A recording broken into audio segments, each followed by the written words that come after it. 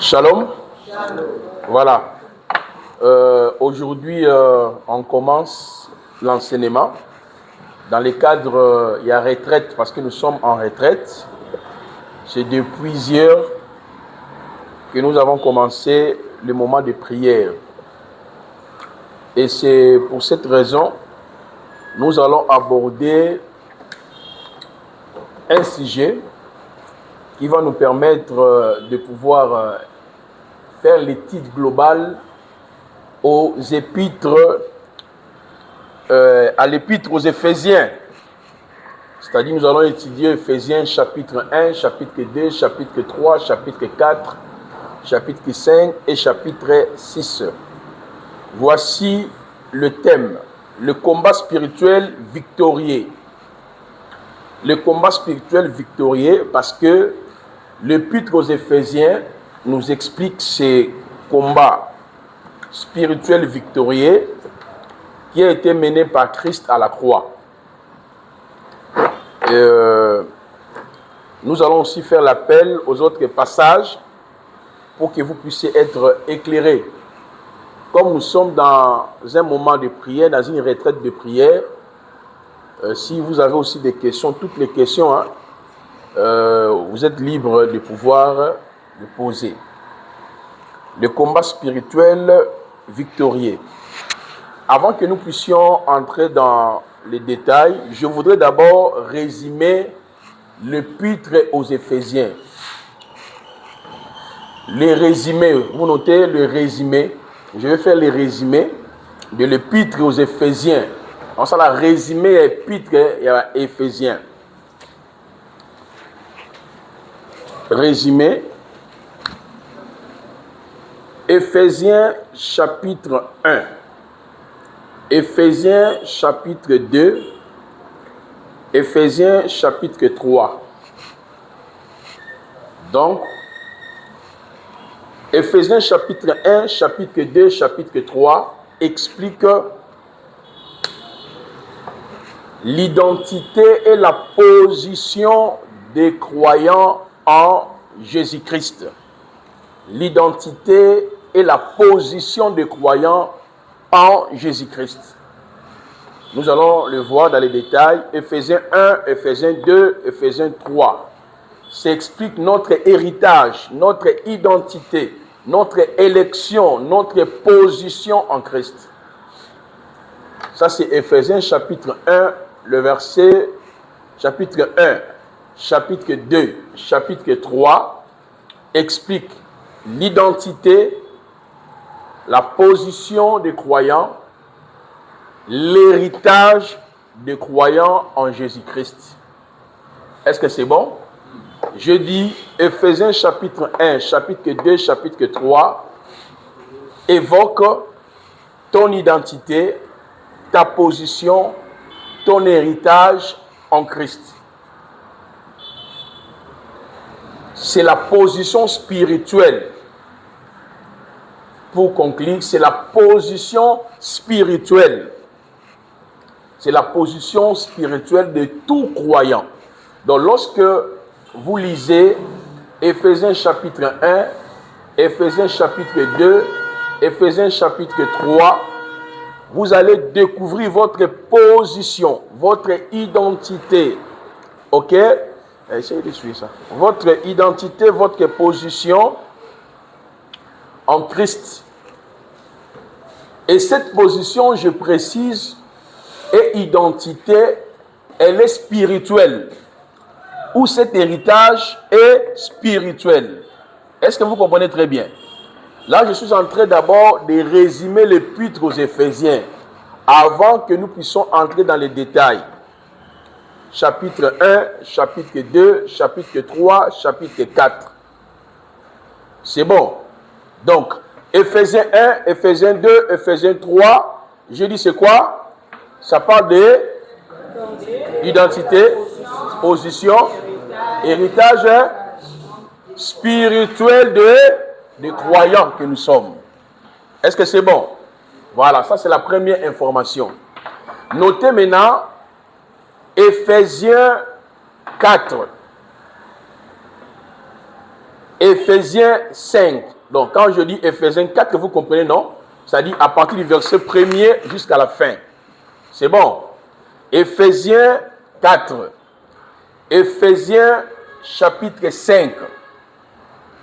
C'est la position terrestre des croyants. C'est la position terrestre de croyants. C'est-à-dire la marche par la foi et par l'esprit. C'est la position terrestre des croyants. C'est-à-dire, lorsque vous lisez Éphésiens chapitre 4, Éphésiens chapitre 5, c'est notre position terrestre. Sous d'autres mots, c'est notre marche par la foi et notre marche par le Saint-Esprit. Là, je suis en train de vous donner tout d'abord des résumés. Donc, une fois que vous allez maîtriser ces résumés, et vous n'aurez plus de complications. Il n'y aura plus de complications sur le thème, le combat spirituel victorieux. Alléluia.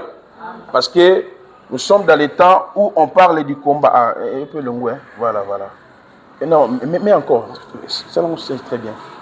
Nous sommes dans les temps où il y a d'autres papiers. On parle du combat spirituel. Est-ce que vous aimez le combat spirituel? Ils ont un combat spirituel. Ils ont un combat spirituel. Il faut savoir le combat spirituel. Est-ce que nous comprenons lorsque Tolobaka combat spirituel? C'est ce que nous allons étudier toute la journée. Nous allons parler sur l'origine de Satan, les rôles de Satan, l'origine des démons, les rôles des démons, comment ils opèrent.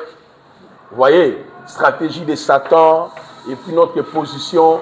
Ça sera des moments très magnifiques et c'est ce qui vont nous aider à mieux prier et à mieux aussi comprendre notre position et notre identité en Christ.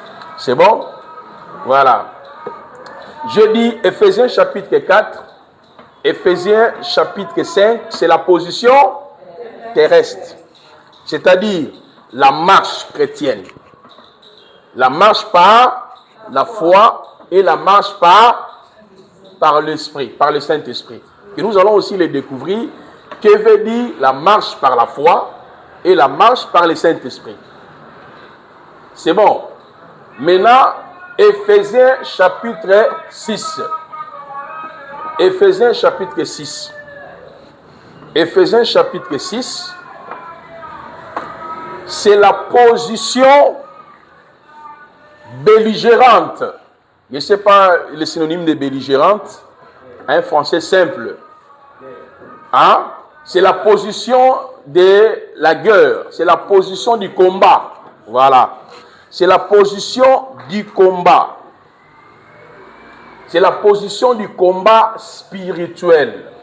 C'est la position du combat spirituel des croyants. Ça, c'est Éphésiens chapitre 6. C'est la position belligérante. Nous sommes un peuple belliqué. Nous sommes au combat. Nous sommes au front. Vous voyez, comme nos soldats Fardé sont en front avec le voyou de M23. Vous voyez, c'est ça, non? C'est ça, Éphésiens 6. Donc, Éphésiens 6, c'est la position du combat spirituel ou la position belligérante des croyants. Est-ce que vous comprenez? Alors, une fois que nous allons comprendre la réalité de l'Éphésiens chapitre 1, 2, 3, Éphésiens chapitre 4, 5 et Éphésiens chapitre 6, tu n'auras pas beaucoup de difficultés en termes de là. Il n'y aura pas beaucoup de difficultés. Parce que l'épître aux Éphésiens, c'est le résumé de la vie chrétienne.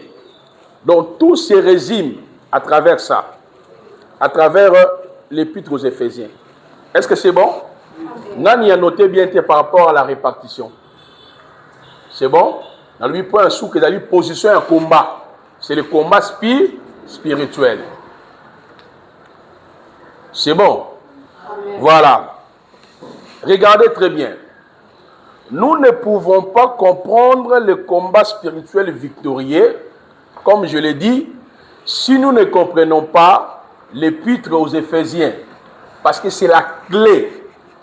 Cette clé, ils vont permettre que Bisso de saisir réellement la nature même de notre combat. C'est l'épître aux Éphésiens. Donc, une fois que nous allons dénicher chaque verset, chapitre, et vous allez comprendre la notion du combat. Mais avant que nous puissions entrer dans l'étude et dans le détail, comme nous sommes en train d'abord de planter les décors, je voudrais vous dire ceci. Ça, c'est la croix. L'œuvre de la croix. Regardez très bien. Il y a la vie avant la croix. Il y a la vie avant la croix et il y a la vie après la croix. Avant la croix, nous tous, on s'est retrouvés dans le péché. Et puis le péché, c'est pour cela qu'on va faire l'étude aussi. Il y a Épître aux Hébreux ici. Nous allons étudier Hébreux chapitre 1, parce que nous allons lire Hébreux maintenant. Romains. Nous allons étudier Romains chapitre 1, chapitre 2, chapitre 3, chapitre 4, 5, 6, 7, 8, 9, 10, 11. Nous allons bien comprendre la notion du péché et le péché. Regardez, nous étions dans le péché visible, invisible, et le péché visible. Et puis nous étions sous l'autorité de Satan, ses démons, et enfin, nos traditions. Otobengaga, hôtel, malédiction, condamnation. Regardez très bien. Ça, c'est la position de tous les croyants. Nous, on s'est retrouvés dans le péché invisible, le péché adamique, dans nos propres péchés, sous l'autorité de Satan et de ses démons, et sous l'autorité de vaines manières, que nous appelons coutume, hôtel, malédiction à famille, alliance. Regardez. Lorsque nous sommes en train de parler sur le combat victorieux, en réalité, le combat victorieux a lié à la croix. Donc, quand Yahushua monte à la croix, il est le premier qui a fait le combat spirituel. Nous, les chrétiens, nous ne faisons pas le combat spirituel. Nous ne faisons pas le combat spirituel. Mais nous sommes dans le combat spirituel. Il faudrait que vous nuancez les deux. Nous, on ne fait pas le combat spirituel. Mais nous sommes dans le combat spirituel. Celui qui a fait le combat spirituel, c'est qui? C'est Yahushua à la croix. Le combat spirituel que Yahushua a accompli à la croix touche ces 4 aspects. Est-ce que c'est bon? Amen. Premièrement, c'est le péché adamique. Là, nous sommes dans Romains chapitre 5, le verset 12 jusqu'au verset 21. Romains chapitre 5, le verset 12 jusqu'au verset 21. L'ananga malam, autre que combat spirituel, veillez combat spirituel. Mais est-ce que nous on ne fait pas le combat spirituel? Ok? Nous sommes dans le combat spirituel, mais nous exerçons l'autorité de Yahushua dans le combat spirituel. C'est ce que nous allons voir. Est-ce que c'est bon? Amen. Le combat spirituel victorieux repose sur l'œuvre achevée. Mais là, quel est le combat qu'il a fait? Il a fait le combat contre le péché adamique. Romains chapitre 8, le verset 1 jusqu'au verset 4e. Mais ça aussi. Mettez aussi Romains chapitre 6, le verset 1 à 10. Romains chapitre 6, le verset 1 à 10. Lorsqu'on dit 8, le verset 1 à 3, on peut même aller jusqu'au verset 4e. J'ai dit, il faut poser toutes les questions. Hein. Nous sommes en retraite de prière. Si vous avez des ondes d'ombre, tu peux poser la question. Nous allons répondre. Une question na yo. Na lingala bien en français, nous sommes tous là libres. Nous sommes des Congolais. Ok? Regardez très bien. Dans Romains chapitre 5, le verset 12 à 21 nous dit quoi? Par un seul homme, le péché est entré dans le monde. Est-ce que le péché d'Adam est physique? C'est le péché invisible. Comment c'est le péché invisible? Parce que le péché d'Adam nous a été imputé. Nous tous, nous marchons avec ces péchés.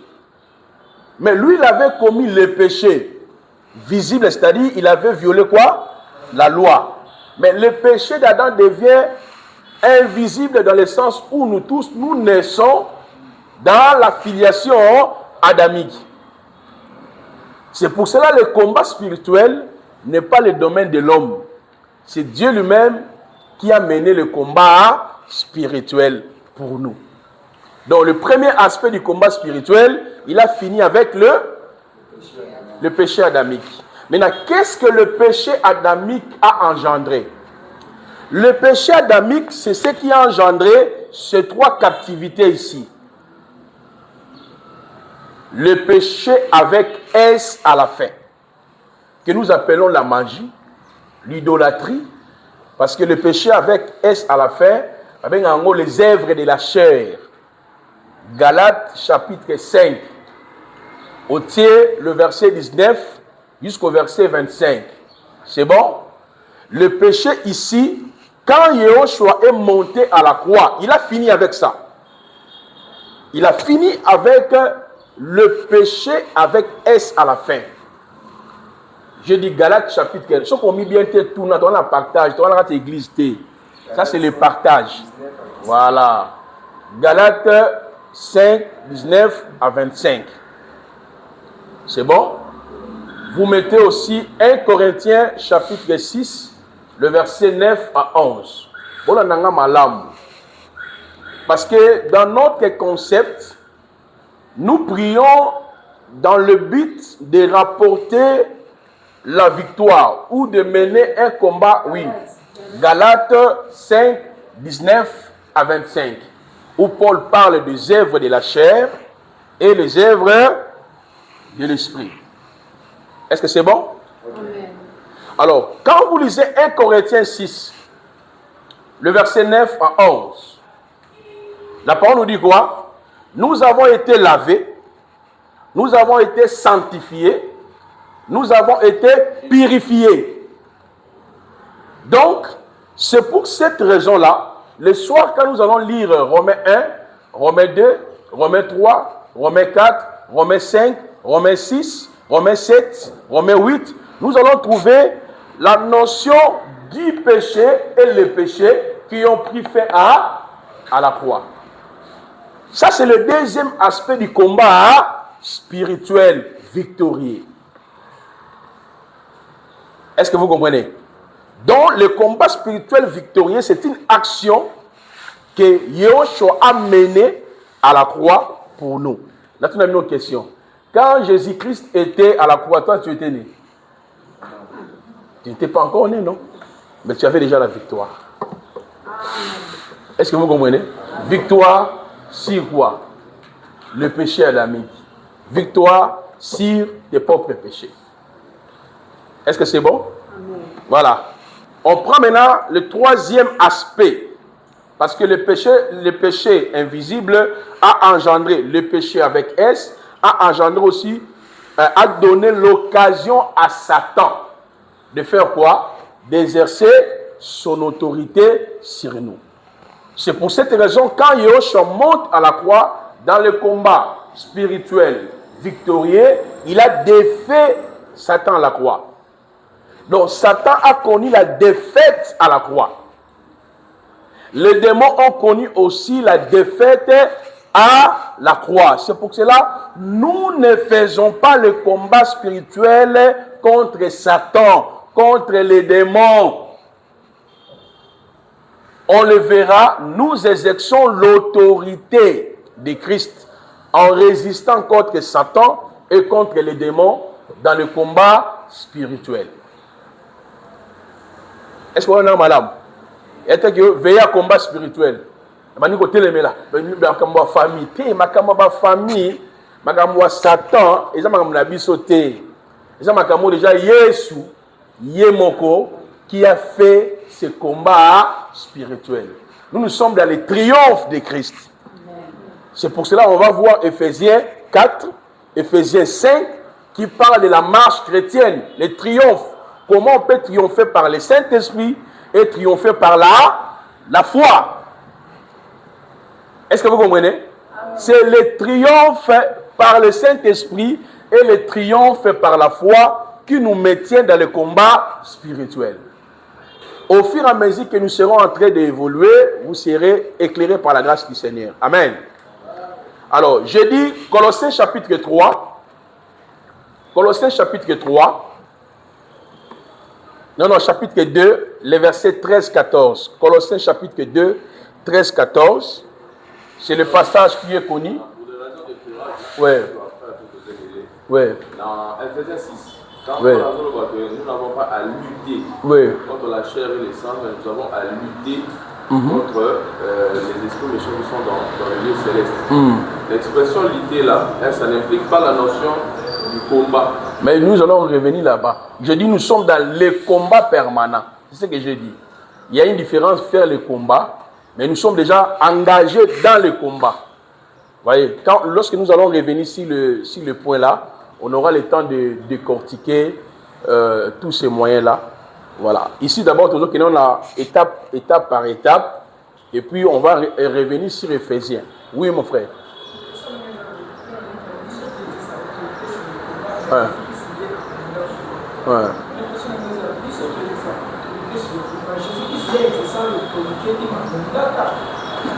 Très bien, je vais revenir sur ce point. On ne peut pas brûler les étapes. Nous sommes d'abord sur le combat spirituel victorieux que Christ a mené à la croix. C'est ce qu'on appelle le triomphe de Christ. Mais nous sommes aussi déjà dans le combat. Nous, l'ennemi est déjà présent. Mais nous ne faisons pas le combat contre l'ennemi, mais nous luttons dans la victoire. Parce qu'il y a un combat qui a été mené pour nous. C'est ça nuance, c'est Ali. Satan a transporté à Béthio. Ils l'ont vécu à cause du sang de... Nous avons déjà la victoire. C'est pour cela que nous sommes appelés à résister à Satan. Donc, il y a le combat spirituel que Christ a mené à la croix. Il y a le combat spirituel continu que nous sommes déjà dans la victoire sur le combat spirituel continu. Lorsque nous allons arriver sur ce point, nous allons décortiquer ça calmement. C'est pour cela que je vous ai donné les résumés. Il y a Éphésiens. Je vous ai dit Éphésiens chapitre 1, chapitre 2, chapitre 3. C'est votre héritage spirituel en Christ. Votre identité en Christ. Votre... voilà, quoi encore? Position en Christ. Mais on va expliquer ça, non? Parce que dans cette position-là, vous avez déjà la victoire sur les démons que Christ a défait à la croix. Hein? Maintenant, celui qui a la victoire, il marche par la foi, parce que la marche par la foi, c'est la marche dans le combat. Hein? Et puis, prenez votre mal en patience. On évolue d'abord doucement. Est-ce que c'est bon? Voilà. Il faut d'abord, si on comprend le combat spirituel victorieux, il y a Christ. Il y a un combat des démons, combat Satan, combat lien. Mais tu t'embrouilles pour rien. C'est là où les gens s'embrouillent. Tout le temps dans l'église, mais c'est quoi ça? Est-ce que nous, on a un problème avec nos familles? Parce que déjà dans Éphésiens 1, 2, 3, tu es devenu membre de la famille de Dieu. Tu as déjà l'esprit de Dieu, tu as les anges de Dieu. Mais pourquoi tu as peur? Parce que tu n'as pas compris d'abord le combat spirituel victorieux que Christ a mené à la croix pour toi. Parce que si tu avais compris ça, tu ne peux pas passer ton temps avec Milimou et ma famille, avec Botel et ma famille, avec la malédiction et la famille. Par contre, que tu dois exercer la foi. Parce que nous avons déjà tout en Christ. La foi reste la seule monnaie d'échange pour entrer dans notre héritage. Vous voyez ça? C'est la foi. Elle reste la seule monnaie d'échange. Tu peux avoir $100. Si tu veux utiliser ça, il faut faire quoi? Changer ça, non? On t'a dit que cette voiture, c'est à $10. Toi, tu as $100. Comment tu vas acheter une voiture de $10? Parce que la personne n'a pas de monnaie. Qu'est-ce qu'il faut faire? Quand vous changez, et ça vous permettra de faire quoi? C'est pour ça que je dis que la foi reste la seule monnaie d'échange pour conquérir ce que Christ nous a donné. On y arrivera sur les étapes là, petit à petit. Il ne faut pas brûler les étapes. Parce qu'on ne peut pas parler du combat spirituel sans Satan. Il faut voir comment Satan opère. Comment il s'organise. Comment il possède les gens. C'est bon. Donc, saisissons d'abord le combat spirituel victorieux de Christ. Ne cherchez pas d'abord ton combat. Non, cherchons d'abord à comprendre qui fut le premier à mener le combat spirituel. C'est bon? C'est ce qu'on appelle le triomphe éternel. Donc, Colossiens chapitre 2, depuis le verset 13-14, nous dit, il a dépouillé les dominations, les principautés, les a livrées publiquement en un spectacle en triomphant d'elle à la croix. Donc, Colossiens chapitre 2, 13-14, qui nous montre le triomphe de Jésus-Christ à la croix de Golgotha. Alléluia. Alléluia. Voilà. Ça, c'est le combat spirituel victorieux. Quatrième aspect du combat spirituel victorieux, c'est 1 Pierre chapitre 1er. Ça, c'est la tradition, nos traditions, ou les vaines manières que nous avons héritées par nos familles. 1 Pierre chapitre 1er, depuis le verset 17 jusqu'au verset 22. Paul nous dit, Pierre nous dit, sachant, ce n'est pas par des choses périssables, l'argent ou or, que vous avez été rachetés de vaine manière, hérités par vos familles, vos pères, vos familles. Vous voyez ça? Donc, si déjà quelqu'un vous dit, donnez une offrande pour bâtir l'autel, afin que tu sois délivré des liens de famille, c'est un escroc. Si on vous dit, bâtir une autel de prière pour que Dieu vous délivre des malédictions de famille, des liens, c'est un escroc. Parce qu'on dit, ce n'est ni par l'or et ni par argent que vous avez été rachetés de vaines manières de vivre, que vous avez hérité par vos pères, mais par les sangs. Vous voyez la clé du combat spirituel victorieux, c'est les sangs. Or, les sangs veut dire la mort, la mort. Donc, par les sangs précieux de Yehoshua, qui nous a rachetés de vaines manières de vivre. Donc, c'est ça les 4 aspects du combat spirituel victorieux mené par Christ à la croix. Est-ce que c'est bon? Ça, c'est les 4 aspects. Donc, quand on dit combat spirituel, n'amène pas d'abord combat spirituel signifie je combat, je récupère, je renverse, jugement, je frappe mes ennemis, kondo bobo bobo. Non, ce n'est pas ça d'abord. Le combat spirituel, selon la Bible, a 2 aspects. Dans le premier aspect, c'est ce que Christ a fait pour nous à la croix. Le deuxième aspect, c'est par rapport à la marche des croyants sur la terre.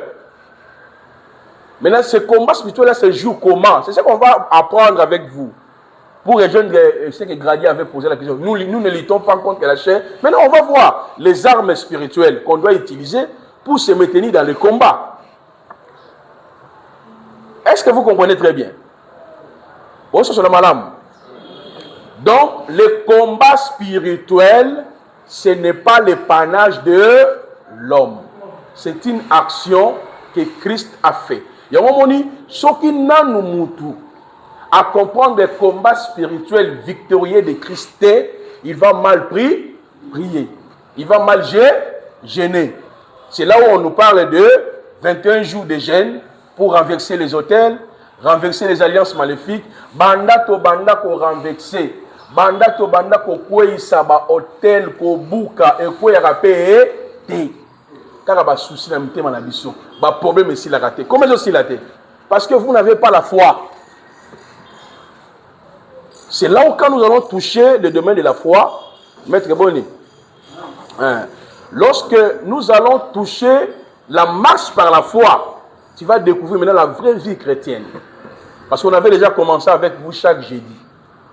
Est-ce que c'est bon? Moi, je veux que quand nous prions dans cette retraite, tout ça la nini. Tout ça, mais la gabi, ça me la tête, ça me la pour la famille, pour la démon, pour la bisoté. Et on a expliqué la prospérité. Hier, je vous avais déjà expliqué ça. La différence entre la richesse, la bénédiction et la prospérité. Parce que les gens s'embrient sur ce point-là. Est-ce que c'est bon? Vous avez une question par rapport au premier aspect à combat spirituel victorieux. Le combat spirituel victorieux de Yoshua. Parce que je vous ai dit, quand il a fait ce combat, toi, tu n'existais pas, non? Il faut me poser la question, mais comment moi, j'en suis bénéficiaire? C'est ça, en fait, ça pourrait être la question. Parce que tant qu'on a dit combat, il y a un sobotamagité.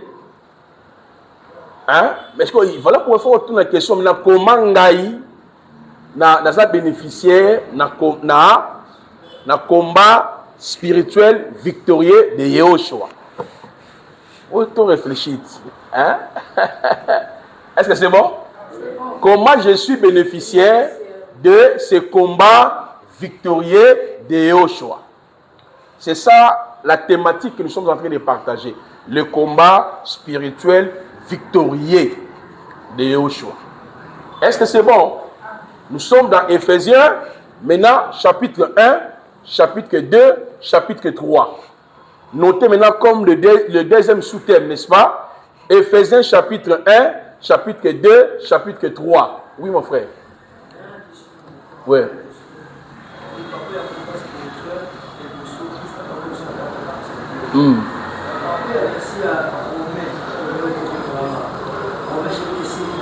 Pèsez un micro. Je vais poser une question, pèsez un micro à mon kiwan.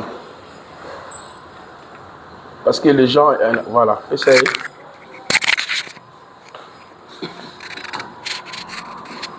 Oui, pose la question, mon frère. Question est le premier combat spirituel, Christ a kangoli biso na 4 captivités. Péché adamique, péché na biso moko. Question est boy. Par rapport à combat spirituel, premier aspect, c'est que Christ a kangoli biso na 4 captivités. Parce qu'on a Romains chapitre 7 verset 12 apporte pas au meka azoloba na car je ne sais pas ce que je fais et je ne fais point ce que je veux et je fais ce que j'ai haï. Verset 16. Or si je fais ce que je ne veux pas, je reconnais par que la loi est bonne. Ce qui tient sur mon apporte pas au bas le péché mais sans S. Ils ont la S cité. Mais comment apporte pas déjà délivré par Jésus-Christ mais à reconnaître péché sans S ils ont sur la katinaï. Très bien, c'est une très bonne question. C'est pour cela que je vous avais dit que nous allons faire une étude de Romains chapitre 1, chapitre 2, chapitre 3, chapitre 4, chapitre 5, 6, 7, 8, 9, 10, 11. À toutes les questions, vous allez très importantes. Parce que j'ai déjà suivi un pasteur qui disait même l'apôtre Paul cherchait à être délivré. Pourquoi? Paul a dit, qui me délivrera des liens de la mort? Il dit, les liens de la mort là, c'est ça dans 2 Corinthiens chapitre 12. Le verset 7, 8, 9. Paul était possédé par un démon. Vous voyez ça? Mais c'est faux, parce que lorsque nous allons faire l'étude de l'épître aux Romains, le soir, vous allez voir que Paul parle de l'évangile de la justice de Dieu, qu'il appelle l'évangile du salut. Ça, c'est Romains chapitre 1. Il présente l'évangile de la justice de Dieu qui a été promis et annoncé dans l'Ancien Testament. On va chercher quand est-ce que Dieu a annoncé l'évangile de la justice de Dieu, que Paul appelle l'évangile du salut, que le prophète antérieur va annoncer.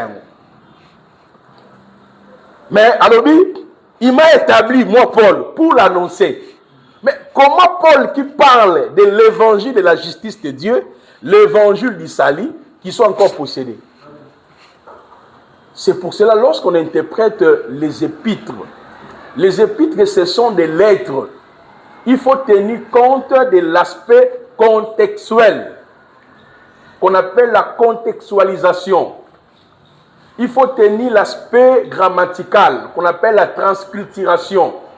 Parce que dans la transculturation, il y a la grammaire, l'aspect linguistique, le mot et le sens. Paul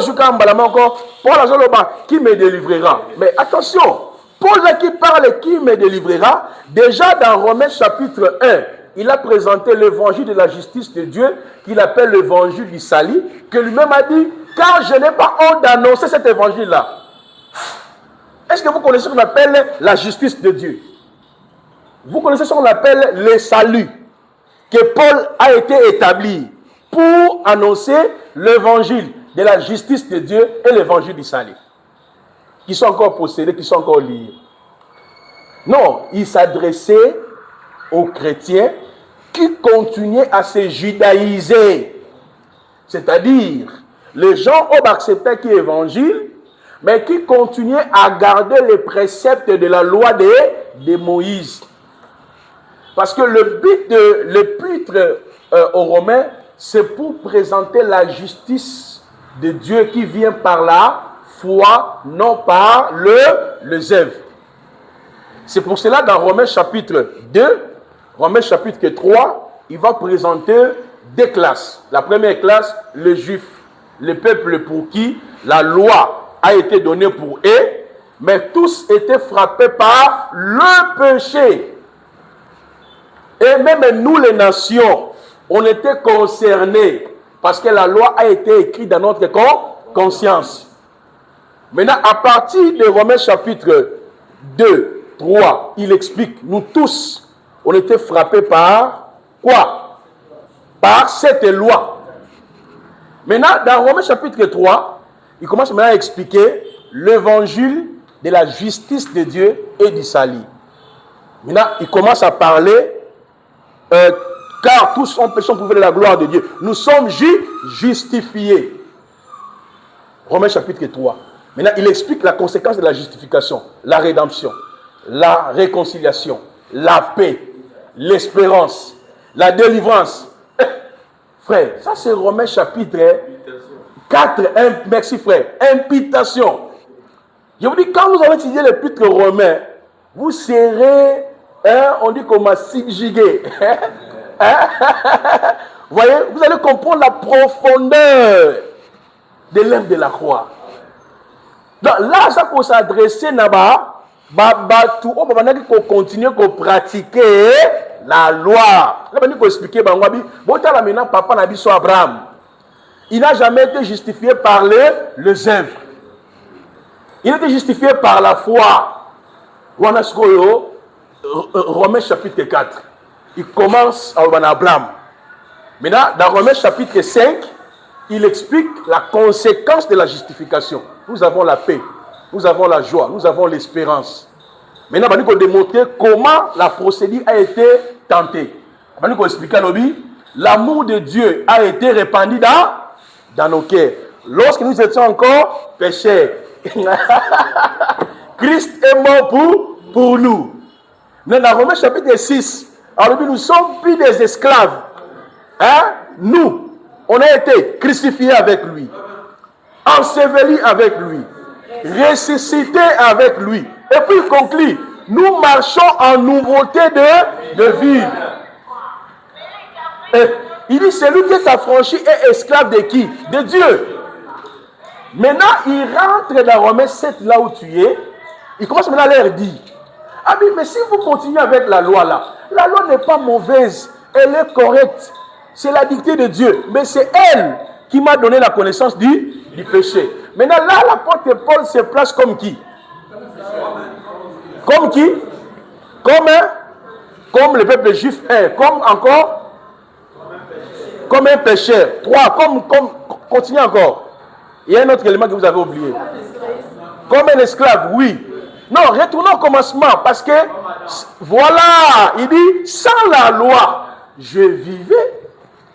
Mais quand la loi y est, n'est révélée la connaissance du péché. Maintenant, il dit, qui me délivrera? Qui me délivrera? Oui. Pour vous interrompre. Oui. Quand on a dit que sans la loi je vivais, mais lorsque la loi est arrivée, oui. Par la loi, la connaissance a péché. Est-ce que dans l'ordre de la création, oui. La loi dictée en Éden était venue des temps après la création de l'homme ou c'est quand Dieu l'a créé directement, il lui avait imposé cette loi? Non, si on lit d'abord Genèse chapitre 1, c'est une très belle question. Genèse chapitre 1, le verset 26 à 27, Adam a été d'abord créé étant esprit. Ce qu'il avait réussi, c'est seulement la bénédiction. Il dit, soyez féconds, multipliez-vous, remplissez la terre. Maintenant, dans Genèse chapitre 2, le verset 8, 6, 7, 8, c'est là il va former l'homme de la poussière de la terre. Il va souffler et l'homme devient une âme vivante. Maintenant, quand est-ce que la loi est intervenue? La loi est intervenue après avoir placé l'homme dans le jardin d'Éden. Parce que l'homme déjà nommé, la nomenclature des animaux, c'était l'homme qui nommait. Yo abengo lion, abengo koi, abengo ceci et tout qu'on sort. Donc là, Adam était déjà seigneur de la terre, il dominait. Mais pendant que Dieu l'a placé dans le jardin d'Éden, il va placer encore quoi? Une loi. Donc la loi a été donnée après le placement d'Adam dans le jardin d'Éden. Maintenant, quand la loi intervient, c'est là où Dieu lui a dit, tu pourras manger de tous les arbres du jardin et tu ne mangeras pas le fruit de cet arbre. Le jour où tu en mangeras, tu mourras. C'est pour cela que je l'avais dit ici. Je fais un échange avec un pasteur, il me dit, c'est Ève dans Sumugaki, c'est Ève dans Sumugaki. Je dis non, c'est faux. Ce n'est pas à Ève que Dieu avait dit, tu pourras manger de tous les arbres du jardin. Ève n'avait pas connu le péché. Ève, par contre, a été séduite. Mais c'est Adam qui a connu le péché. Parce que la séduction, apatao, en grec, veut dire égarer, conduire quelqu'un hors. Voilà. Ce n'était pas à Ève à qui Dieu avait dit, tu pourras manger de tous les arbres du jardin. L'ordre a été donné à Adam. Maintenant, c'est Adam qui est péché. Lisez 2 Timothée chapitre 2, le verset 13 à 15. Ève a été séduite. C'est pour cela même l'apôtre Paul, dans sa narration, dans 2 Corinthiens 11, 1 à 4, à l'obi, Bokeba, na ba chrétien Corinthe, comme ba pensée ya nani, voilà, il qui détourné, voilà, c'est Adam nem dans son oui, il faut montrer nani. 2 Timothée 2, verset 13, 15. Adam a quand même vécu pendant quelques temps avant d'être intégré dans le jardin. Bon, le problème année, oui, le problème année, nous n'avons pas trop de précision sur cet aspect-là. Parce que n'oublions jamais, celui qui a réussi la révélation de la Genèse, c'est Moïse, qui n'a même pas vécu à ce moment-là. Donc Genèse, c'est comme juste l'apexie. Parce que ce qui atteste que le livre de la Genèse est authentique, même Yéhosh lui-même a attesté au commencement de la création. Donc il a affirmé que les récits-là étaient authentiques. Mais le temps où Adam a viré dans le jardin d'Éden, on n'a pas la précision parce que même la Bible parle d'Adam déjà adulte. Vous voyez? Et puis Adam a vécu plus de 900 ans 30 ans. Mais qu'est-ce qu'il faisait pendant tout ce temps-là? On n'a pas d'informations suffisantes pour... voilà. Oui, mon frère.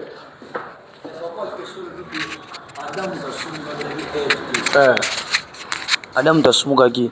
Mais conséquence, il y a péché, il n'est mis liwa. Oui.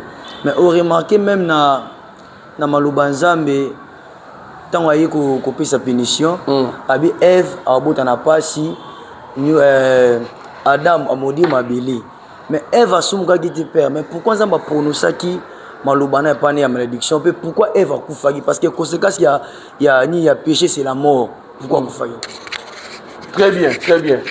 Mais quand Dieu parle de la mort dans Genèse, il ne faut pas confondre la mort comme le retour du corps sur la terre.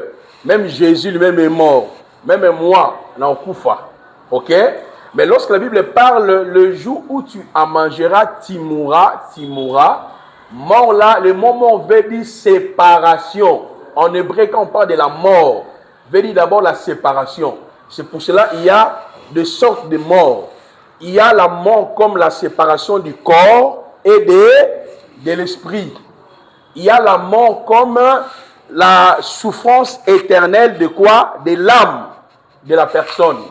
Maintenant, lorsque Dieu a dit, le jour où tu mangeras, tu mourras, il ne parlait pas de la mort physique. Parce qu'après cela, Adam a vécu pendant 930 ans. La mort que Dieu parlait, c'était la séparation. Quand tu lis les textes en hébreu, on parle de la séparation. Donc Dieu voulait dire, le jour où tu vas désobéir à ma loi, tu vas te séparer avec moi. Mais c'est ce que Dieu avait fait. Genèse chapitre 3. Lisez le verset 21 à 24. Qu'est-ce que Dieu a fait? Il s'est séparé avec Adam. Adam a été évincé. Dieu l'a mis hors du jardin d'Éden. Il l'a mis à côté. C'est ça la séparation. C'est pour cela que dans Romains 8, le verset 1 à 3 nous dit, la loi du péché et de la mort. Nous tous, on était morts, séparés de Dieu. Lisez l'épître aux Romains, on était séparés de Dieu. C'est pour cela que quand Yoshua est venu, c'est Jean combien? Jean 5 ou 6. L'heure est venue où les morts entendront la voix du Fils de l'homme. Jean 5, le verset 24 à 29. L'heure est venue où les morts entendront la voix du Fils de l'homme. Ceux qui l'auront entendu vivront. Est-ce que vous comprenez? Donc je reviens sur ta question. Quand Paul dit le bien que je veux, je ne le fais pas, ça n'a rien à voir que Paul était dans la pratique du péché. Il s'est mis à la place de ceux qui pratiquaient la loi. Il a dit, misérable que je suis, qui me délivrera du corps du péché? Quelle est sa conclusion? Le verset 28. Grâce soit rendue en... Non, lisez. Frère, peut-être pas comme choix. Et si, lis.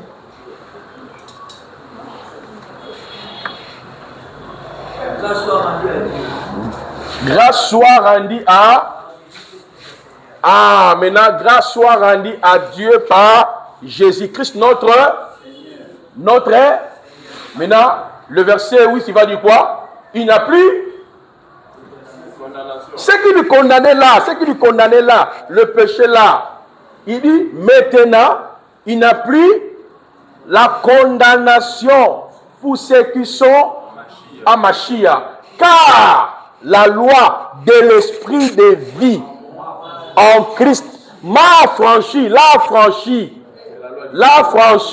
de ce que lui ne pouvait pas faire, de la loi, du péché et de la mort. Et il dit, Dieu a condamné mes péchés que je disais, qui me libérera sur le corps de qui?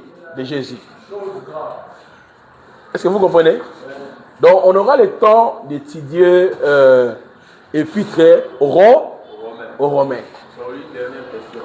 Oui, non, vous êtes libre. Vous avez même 1000 questions pour les athées.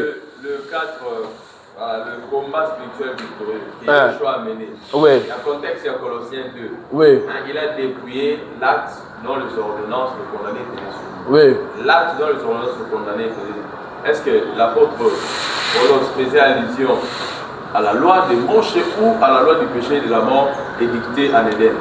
Très bien, très bien.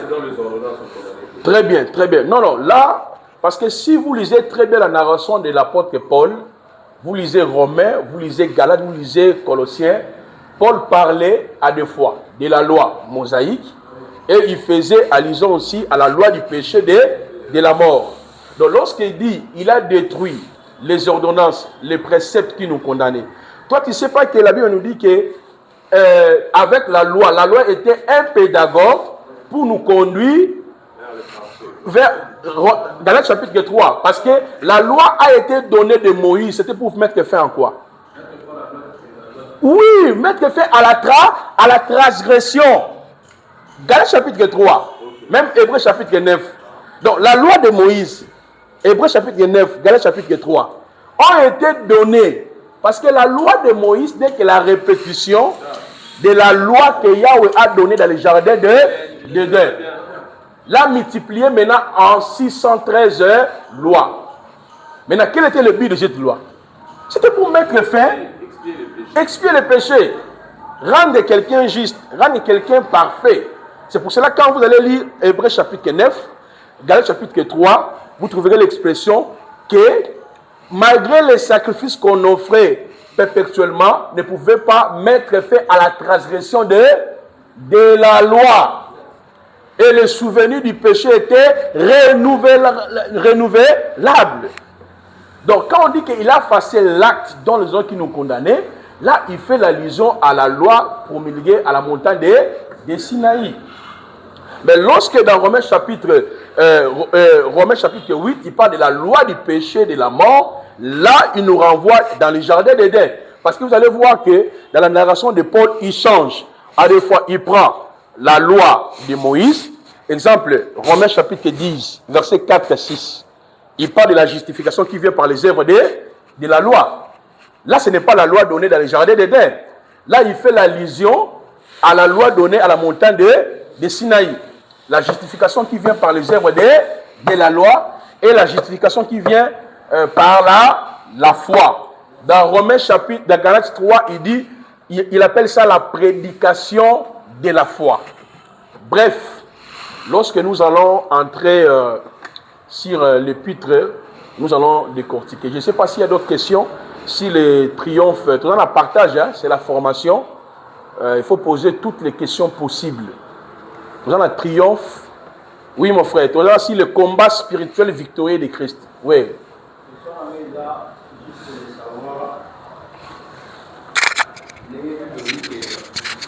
Dieu avait promulgué la loi à Adam. Ouais. C'est Adam qui avait réussi la loi.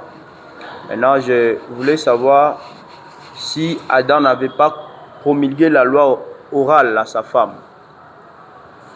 Bon, c'est une bonne question. C'est ce que j'ai dit. La Bible ne nous a pas tout relaté. Parce qu'il y a certaines choses, nous allons comparer ça au ciel quand nous serons avec Dieu. Parce que quand on veut donner les interprétations là où la loi, même la loi congolaise, on nous dit, là où le législateur n'a rien dit sur la loi, on se réfère quoi? À la doctrine. Mettez ça pour aider. La jurisprudence. Vous voyez? Parce que le législateur peut se limiter. Nous avons la Constitution, nous avons les lois. Maintenant, ceux qui passent par l'obaté, il faut aller voir la jurisprudence pour voir qu'est-ce qu'ils ont dit. Ceux qui ont répété que nous avons un accord. Quels sont les accords? Oh, le monde a dit sur ça là par rapport à l'affaire Wana. De la même manière, il y a certaines choses, hein, on ne peut pas forcer l'interprétation là où la Bible n'a rien dit. Vous voyez ça? Donc, est-ce que Adam qui avait réussi la loi, est-ce que Adam on suppose que Aïb sait qui est. Mais je n'ai pas un argument te dire que oui, à l'Obaki, parce que je n'ai pas de passage. La version du frère est attachée la déclaration dit qu'Ève n'avait pas péché. Oui. Elle avait aussi la connaissance de cette loi. Oui. Mais là, si elle a répété ça devant le diable. Si elle a pris le Seigneur avait dit de tout manger, mais quant à cet arbre-là, de ne pas manger. Très bien. Les prophéties, c'est un peu ambigu. Non, non. On doit mener au rendre beaucoup plus clair. Parce qu'Ève avait aussi la connaissance de la loi. Oui. Mais quand elle aussi, elle a transgressé aussi la loi. Très bien. Mais quand on parle de l'imputation du péché, on fait allusion à Adam. Adam. Mais si vous dites qu'Ève n'avait pas péché, est-ce qu'elle n'avait vraiment pas péché? Parce qu'elle a aussi transgressé la loi. Mais maintenant, écoutez très bien, écoutez très bien. C'est ça qu'ils sont en train de dire. Comment Ève a péché? Parce que c'est son mari qui avait reçu la responsabilité. La responsabilité, c'était Adam. Oui, mon frère Papi. Exactement. Mais prophète, il y a aussi une partie, lorsque Dieu a demandé à Ève, pourquoi tu as fait cela? Ève n'avait pas dit que je viens de commettre le péché. Elle avait dit que le diable m'a séduit, j'en ai mangé. Mais là, je voulais juste vous révéler. Mais c'est ce que j'ai dit. Quand tu lis le texte biblique, l'apôtre Paul, même dans la déclaration de Ève elle-même, on parle de la séduction. Séduction veut dire l'égarement. Pousser quelqu'un à commettre une faute. Égarer quelqu'un dans une voie. Mais la responsabilité, ils n'avaient pas à Adam. Et ça, le Paul a surtout sur l'exemple, les bananandaku. Moi, on a mineur. Et tout consort. Ce qui moi mais d'abord c'est les parents. Ne pas parce que papa a le droit de protéger banana yo. Voilà. Donc c'est Adam à qui Dieu avait donné la responsabilité. Voyez, pour vous rejoindre quand Tokéi dans Genèse chapitre 3, c'est comme je vous ai dit. Donc il y a la probabilité que Adam a transmis quoi? Le même message à sa femme. Mais quand la Bible parle de celui qui avait péché, ce n'est pas Ève, c'est Adam qui a connu le péché. Ève a été séduite. Lui, il avait la connaissance, mais il avait juste mangé aussi le fruit. Qui? Adam. Après avoir la femme mangé, elle avait donné à son mari. Exactement. Il avait la connaissance, il a accepté de manger. Exactement. Lui, il avait la connaissance au préalable. Est-ce que tu peux lire d'abord 1 Timothée 2, 13, 14.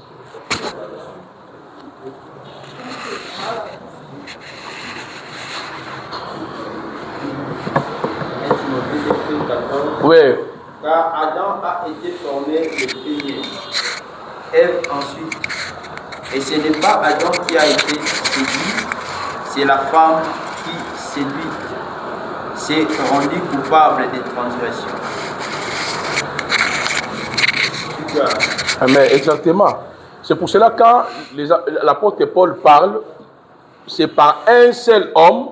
Parce que n'oublions jamais, Ève est en Adam.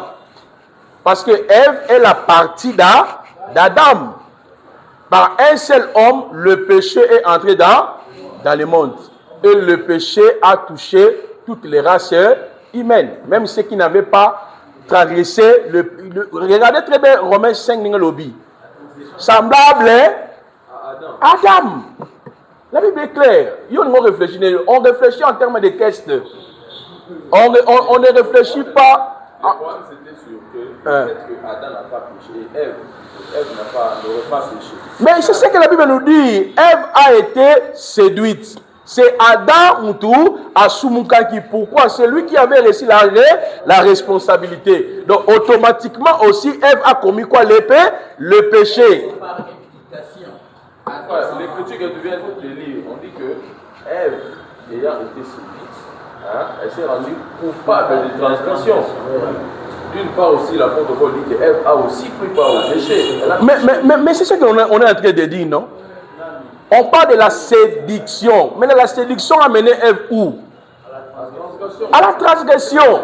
Mais celui qui a commis le péché, c'est Adam. Parce que lui avait déjà la notion, la responsabilité n'était pas donnée à Ève. La responsabilité a été donnée à Adam, tu pourras manger de tous les arbres du jardin d'Éden. Lisez bien la Bible. Quand est-ce qu'Ève est sortie? Après que Adam ait reçu quoi? La loi. Dieu l'a fait dormir, il a sorti. Dans la Bible, dans la Bible. Ève est Adam, c'est à recevoir la loi. Mais est-ce que la séduction n'amène pas à la transgression? Ça mène à la transgression. C'est pour cela que quand la Bible parle du péché, on présente qui? C'est Adam. Adam, parce que c'est lui qui était le chef. C'est lui qui avait reçu l'autorité. Est-ce qu'on peut prendre le Romains? Lisez d'abord Romains 5. Romains 5, le verset 12 à 18.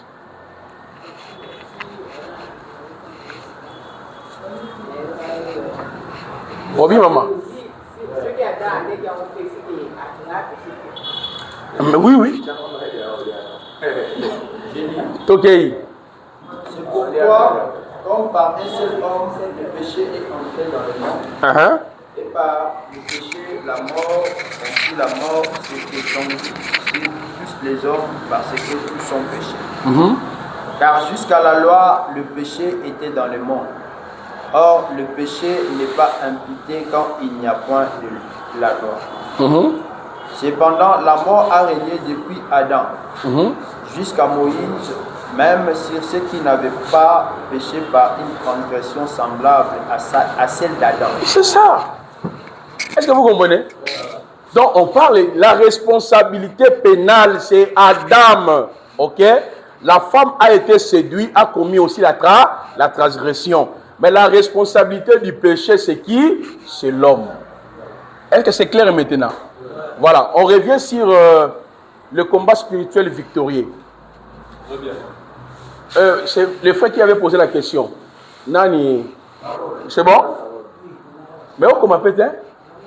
Oh comment? Ok. Ah bien la prophète. Alors, on revient parce que j'ai dit le combat spirituel victorieux, c'est une action qui a été menée par Christ à la croix. Et ce combat victorieux est basé sur 4 axes. Le péché invisible, le péché visible, sur Satan et nos traditions. Maintenant, je vous ai donné un sous-point là. C'était quoi là? Parce que j'étais un peu perdu. Ah, voilà. Voilà, parce que je vous ai dit, quand Yehoshua est monté à la croix, vous et moi, on n'était même pas là. Mais comment nous en sommes, nous, le bénéficiaire de ce combat victorieux de Christ à la croix de Golgotha?